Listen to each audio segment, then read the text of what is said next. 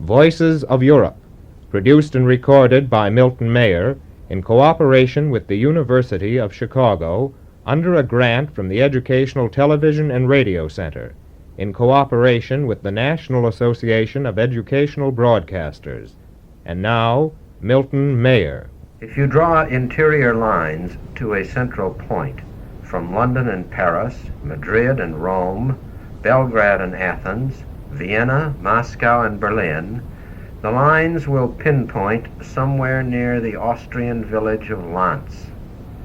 There, unrecognized by his 200 or 300 peasant neighbors, lives Erik Ritter von Kuehnelt-Leddihn, with his wife and 3 children. He likes Linz, he says, because it's in the center of things, and he needs to be in the center of things. He travels and travels and travels everywhere. He speaks Spanish, Japanese, and Russian, not to mention, of course, German, French, and Italian, and in a moment you will hear how he speaks English. The descendant of a family of the old Austrian nobility, Herr Kuehnelt-Leddihn's profession is that of journalist, an actual profession in Europe. His articles, treatises, and books in the primary fields of politics and religion have been translated in many languages. You know, Herr Kuehnelt-Leddihn, I think just about everyone I've met in Europe professes to believe fervently in democracy. How sincere are these people? Well, as a matter of fact, they are really quite sincere if they profess this belief. But naturally, the real question is, are they true believers in democracy? Or are they true believers only in the label? Or do they sometimes mean something else? Now, first of all, I'm convinced when they say democracy, they really mean liberty, personal liberty, individual liberty. And this is something in which they all more or less fairly believe, which doesn't mean that in the time of real stress they might not sell down their right to liberty and their thirst for liberty just for a little bit of security, and I mean mostly economic security. So from this point of view, they do talk sincerely. On the other hand, Europe is riddled of small groups, of small conventicles, and don't think now about conspiracies, study circles, small associations, small groups. And there you find the true esprit fort. I use this French expression. This was used before the French Revolution of people who thought, who were sophisticated, who went into the matter of things and saw things in a sharp and cruel light. And they, of course, realize what has happened to Europe. But of course, I shouldn't say Europe. Europe consists, this is my old hobby horse, of 2 different parts of the real continental Europe, the land, so to say, of the old church, the Catholic Church, the Greek Orthodox Church, and to this sort of Europe I would even add Lutheran Germany. And then the islands and the peninsulas of Northern Europe, England and Scandinavia and Holland. And as you know, this is just already a halfway house to the United States. These people are the regular guys. And the South and the Central and the East Europeans, they are the real Europeans. A little bit near to Asia, a little bit near to Africa. That is the stranger world. These are, may I say, these are precisely those Europeans against whom our most recent American immigration restrictions have been directed. These real Europeans. Yes, these real Europeans. Of course, I'm one of them myself. And I can see from an American point of view that up to a point they felt that these real Europeans, they are not as easily assimilable as the North Europeans are, and not at all from a racial point of view. Mm-hmm. Because its religion is the religious outlook which creates basic mentalities. And the basic mentality of South and Central and East Europe is very fiercely personalistic. I think American or English or North European individualism, that is a myth. I think that the real individualism is South and East European. Well, now, Let's have a distinction, please, between individualism and personalism. Yeah, of course, here you caught me. I would have said actually personalism rather than individualism. That is the more precise term. I would say that the Protestant world, that is North Europe and America, is a communitarian world, where the man or the individual person, he's standing in the community and he's acting very much in conformity with the community and the judgment of the community upon his acts. Whereas Central and Southern and Eastern Europe is somewhere anarchical inclination. It's a very typical thing that you never got in the truly Protestant world. You never got anarchists. All your American anarchists were usually of South European, East European, Tom Mooney, Irish extraction. So in other words, the anarchist comes from the Catholic or the Greek Orthodox world. Certainly Protestantism presents this anarchist Europe to us, that is, Catholic and Greek Orthodox Europe, as the totalitarian Europe, in contrast with the freedom of Protestantism. Yeah, and the real fact is that I personally only truly free in an old church country. Of course, political freedom is something else, and here you have the thing. It is only possible if you have a very strong community feeling that you can really have democracy and afford democracy. Whereas the natural reaction of our innate anarchism of the Catholic world is precisely that we have to pay the price of government from above. Now, government from above can be benevolent and patriarchal and can be very liberal and can be very, very free. Or the alternative is, unfortunately, this government from above is not paternal but is brutal, is the rule of one single party with a so-called leader, a duce, a Führer, a Vozhd, and then of course you have real tyranny. But it is not self-government. See, that is precisely the point. And that is, I think, one of the great basic misunderstandings between the Anglo-Saxon world and between the truly continental world. The Anglo-Saxon world, I mean America no less than England, and I think especially of the years 1918, 1919, and rather the more recent past, has done everything to destroy the old patriarchal order, and therefore has evoked this great cyclus of tyrannies. Because you must always understand here one thing. Take a man like Louis XIV. That is monarchy in a way as its worst. That is absolute monarchy.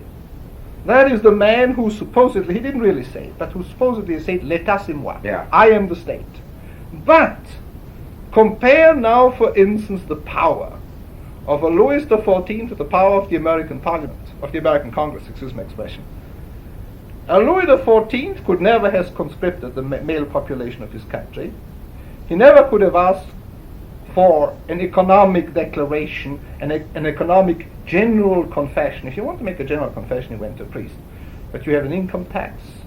He could never have, for instance, asked for a prohibition law.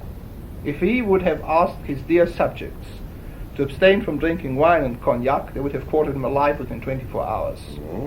But you see, in the English-speaking world, the idea is always we are ruling ourselves, and therefore parliamentary rule, by its very nature, because the parliament can always say the word we in the sense of the real representation, whereas a monarch always stands on thin ice. So through this formula of we are actually producing these laws. Our representatives, far more thorough government is possible. I would say that the most dangerous type, locally, not in a worldwide relation, but locally, in the tightest of all, was in a sense the Nazi tyranny. But here we are moving out already of the realm, of the pure realm of the old church. Here we really had not only the vertical pressure, which is typical for the old church countries, that means pressure from above, but we already had what is typical of Anglo-Saxonry, horizontal pressure, you see, from the sides, from the neighbors, the supervision by the neighbors and denouncing, which was really quite voluntary. On the other hand, in Russia, there is a certain still anarchical resistance, of course not organized, because you cannot organize. You were much freer then, number 3. In Italy you were much freer.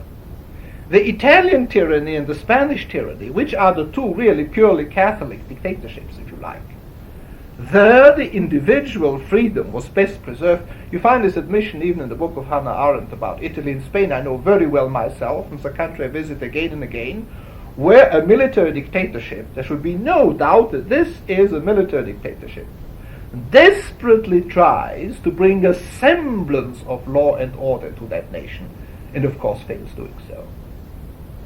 It always has been the feeling, and the right feeling, of every sensitive traveler from overseas or even within Europe, when he traveled from the north to the south, or from the east to the west, the moment he left the Protestant area and got into the Catholic area, immediately law and order was weakened.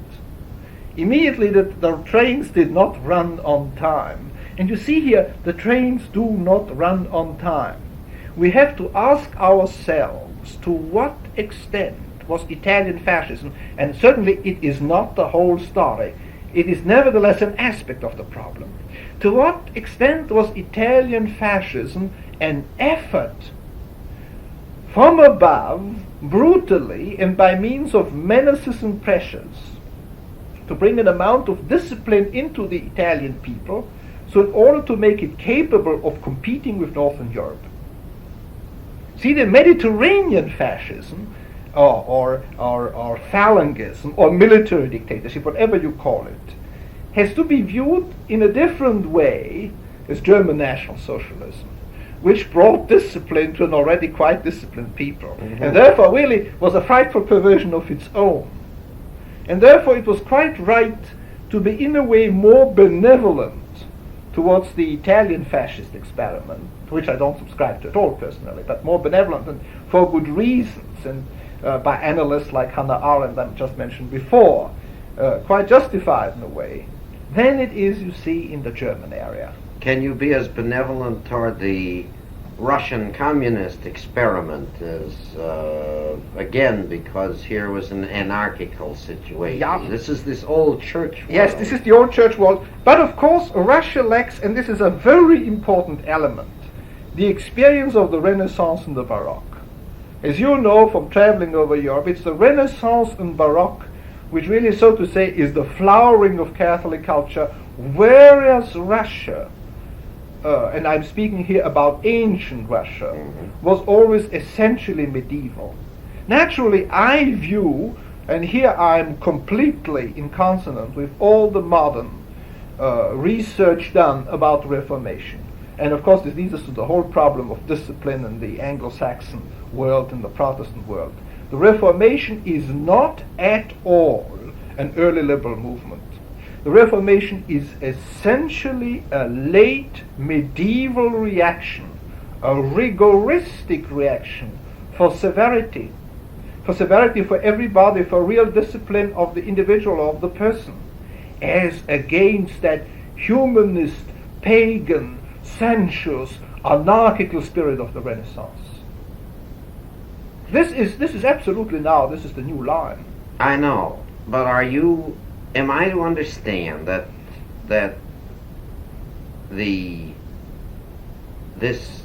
Renaissance libertarianism is not as well preserved under our Anglo-Saxon democratic institutions or experiments, and I observe the fact that you insist on hanging Hitler on us, as it is under the patriarchal old church order?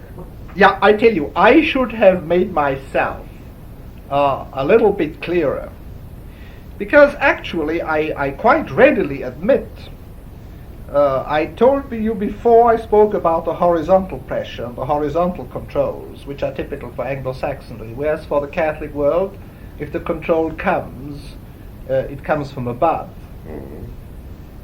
But the thing is this, remember what Harold Lasky once said about the necessary preconditions, the necessary situation which must prevail if democracy is to succeed. In democracy he means now Republican parliamentarism, or parliamentarism as such.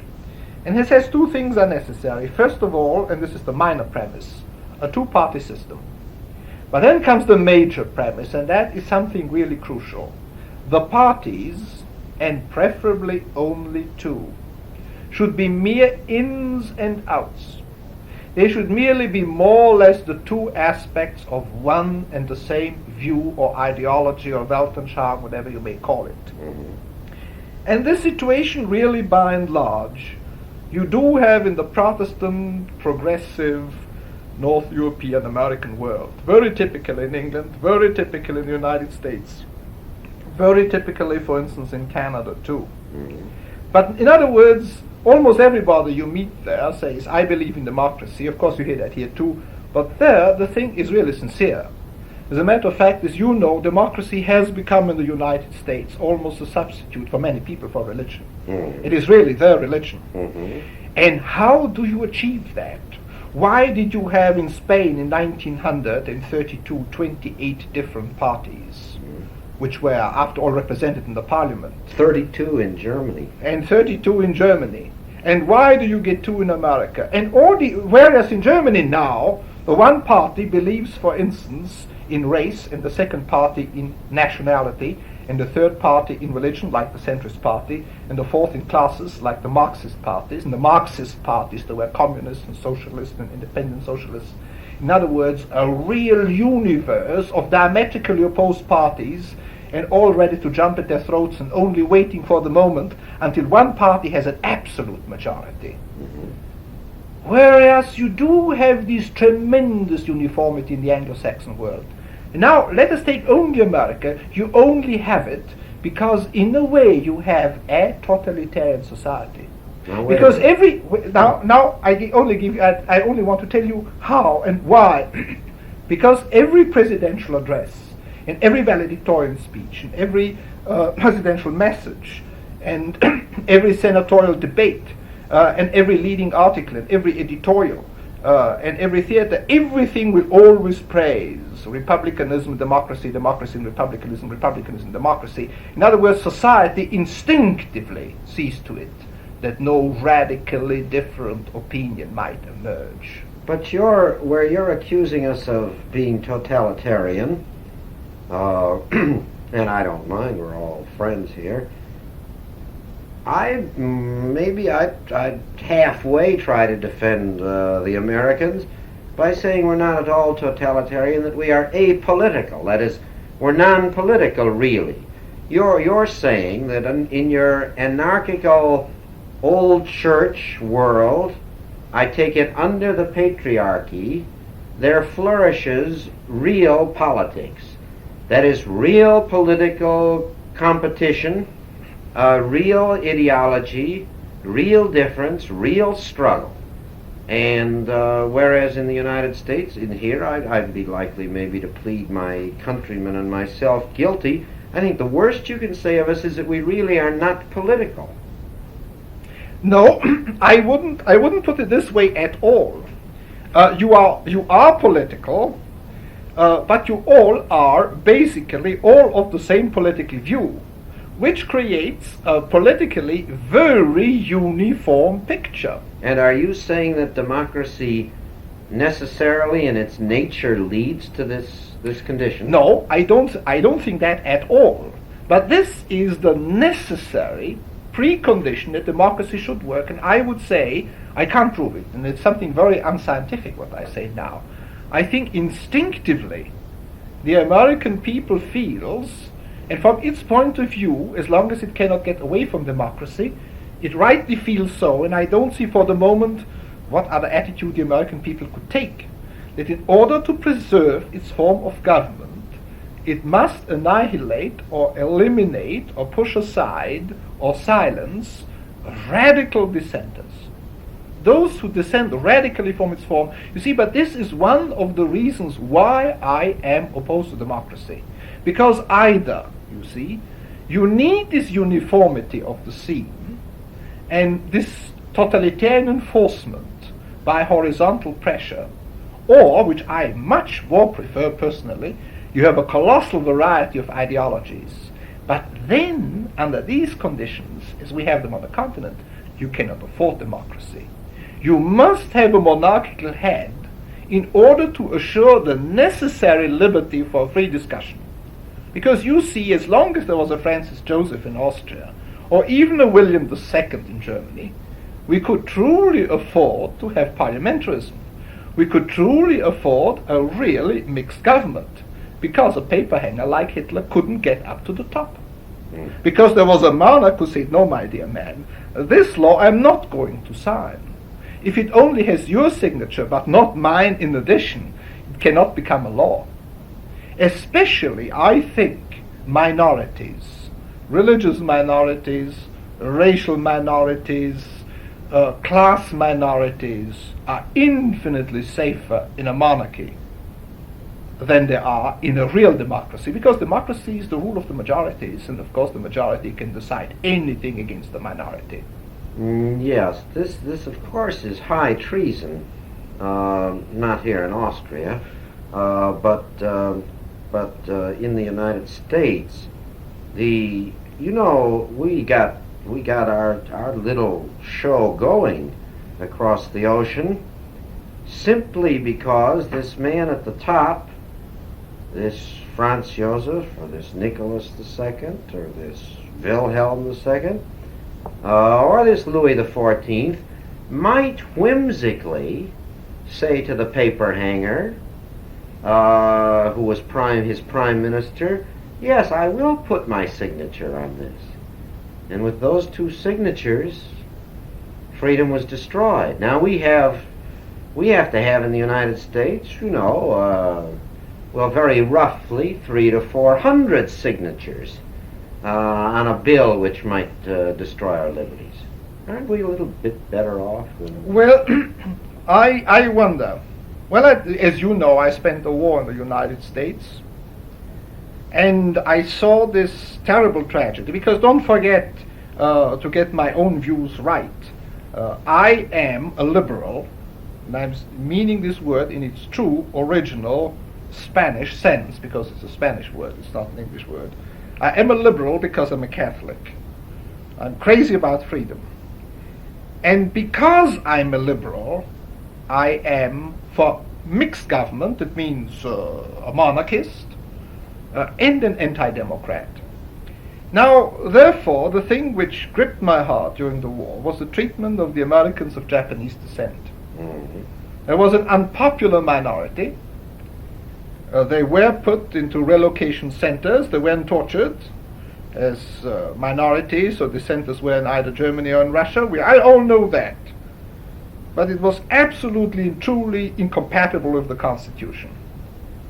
But since they were a tiny minority, and unfortunately the majority of public opinion of the masses was against them, they did not get real redress until after the war, when the thing was over, and when they were released, and where I think I'm right, they even got recompensation, but nobody's going to give them back the years they spent in their relocation centers.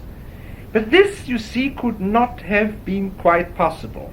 I say quite possible because the absolute assurance can never be 100%. Under Francis Joseph, think about the Ruthenians in World War I. Most of them truly sympathized with the Russians. They even spied for the Russians. There was not a single case of an American of Japanese extraction spying for Japan in the United States. But I think my father, who was a very great admirer of Francis Joseph, that if Francis Joseph would have signed a law that some of his subjects, and after all, you see, that relationship is like father and son. It's the king and the subjects, and the father and the son. If he would have signed a law putting, let us say, 250,000 Ruthenians in relocation centers, I think my father would have shot the emperor. I think he would have turned into an assassin, because that would have been unthinkable. Don't forget here, I am not viewing, and I always emphasize this in all my books, not the relationship of the father, who is 30 years old and the son is 5, but of the father who is 55 and the son is 30. In other words, it is a relationship, and that is essential. It's a relationship between adults with the respect and the seniority for the man with the great experience. Or rather, not even that, because that's more of a political. It's a family relationship.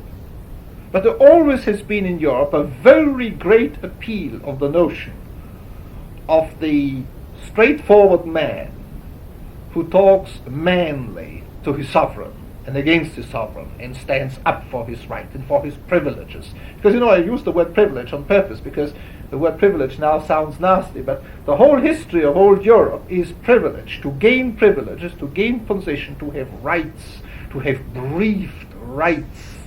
See, that was this specific relationship. Whereas nowadays, you have really no rights.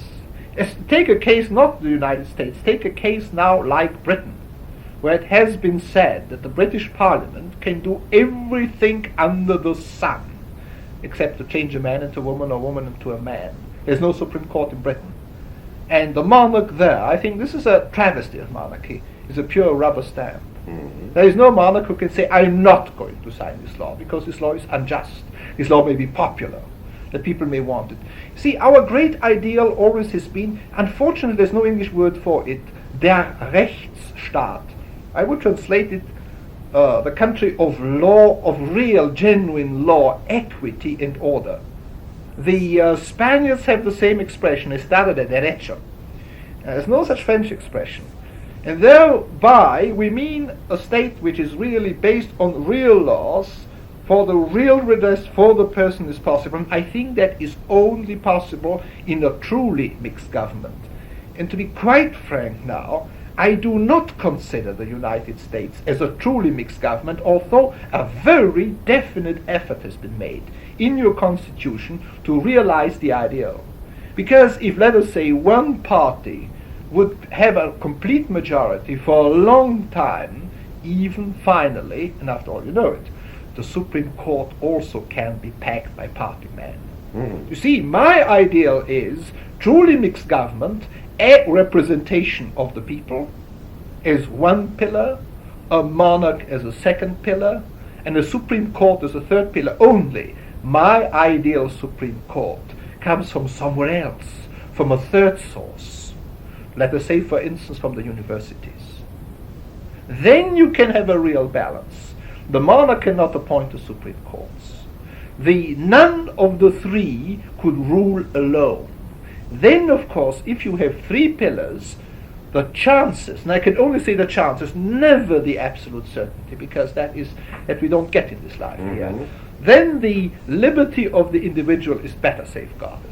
Then the future, Herr Kuehnelt-Leddihn, the future of the human race lies exactly where? The future of the human race lies in a return to real reason, to cold reason, reason based upon specific traditions which have to be renewed and improved, not a silly conservatism, but in a sovereign view of our total human experience, and building up on this total human experience, and not just try to take up a system like democracy, which has failed 2,300 years ago, when democracy murdered Socrates, and to revive that and consider such a revival as an extremely progressive step. This is a laughable historical attitude. Thank you very much. Voices of Europe was produced and recorded in Europe by Milton Mayer in cooperation with the University of Chicago under a grant from the Educational Television and Radio Center. This program is distributed by the National Association of Educational Broadcasters. This program has been introduced by Marvin Peisner. This is the NAEB Radio Network.